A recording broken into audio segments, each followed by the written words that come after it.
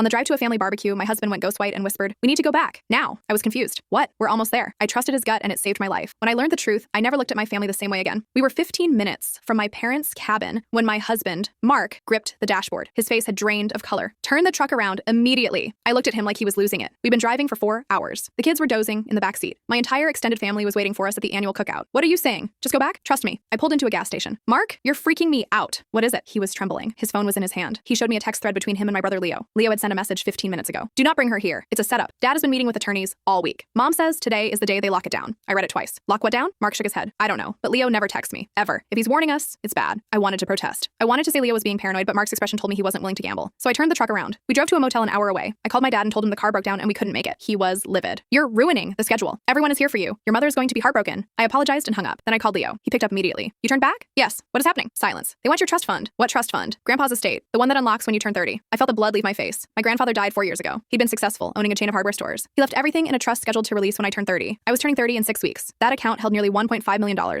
Leo continued. Mom has been telling everyone you're off your meds, that Mark is abusive and controlling, that you're mentally unfit to manage finances. She's building a case to become your conservator. What? I could barely speak. The barbecue was an ambush. They planned to provoke a fight, make you scream, and get cousins to sign affidavits that you seemed manic. Then Mom was going to petition the court for emergency guardianship for your safety. I sat in that motel room trying to comprehend my brother's words. My parents were plotting to steal $1.5 million by convincing a judge I was crazy, using my relatives as pawns. Why are you telling me? I asked Leo. Because I can't watch them do it again. They did this to Uncle Mike 12 years ago. Took his farm claiming he was senile. He wasn't. He died broke in that state facility they dumped him in. I remembered Uncle Mike. I remember thinking he just got old and confused. Now I knew the truth. I asked Leo what to do. Get a lawyer, a shark, and cut contact until you do. I hired an attorney the next morning. Her name was Sarah and she specialized in estate fraud. Sarah found the filings. My mother had already submitted preliminary paperwork. She'd included letters from my father, my uncle, and 2 neighbors claiming I was unstable. Fabricated stories about public outbursts, gambling debts, and isolation. None of it was true. Not one word, but it was notarized. We filed a counter motion with bank statements showing my savings, clean medical records, letters from my boss confirming my reliability, and the text from Leo. The hearing was a month later. My parents arrived with their lawyer, looking smug. They didn't know I knew. The judge reviewed the files and stared at my mother. You assert your daughter is incapacitated, yet she has provided evidence of a high credit score, steady employment, and no history of psychiatric care. Your evidence is entirely hearsay from people who stand to benefit financially. She noted the timing. The petition was filed weeks before my 30th birthday, just before I gained access to the money. She ruled that this was an attempt to seize assets, not protect a child. She granted me full control of the trust. My mother's petition was thrown out. She also opened an inquiry into Uncle Mike's estate handling. Outside the courtroom, my mother grabbed my arm. You've destroyed this family over greed. I looked at her. This woman who birthed me, who taught me to tie my shoes. I said, you tried to have me committed so you could steal my money. You used my family as weapons. You did the same to Uncle Mike and it killed him. Do not speak to me about destroying family. My father tried to step in. We just wanted to help. Mark is brainwashing you. I told him, I am standing here with my own lawyer, my own assets, and my own mind. Mark didn't do this. I did, because you raised a daughter who isn't an easy victim.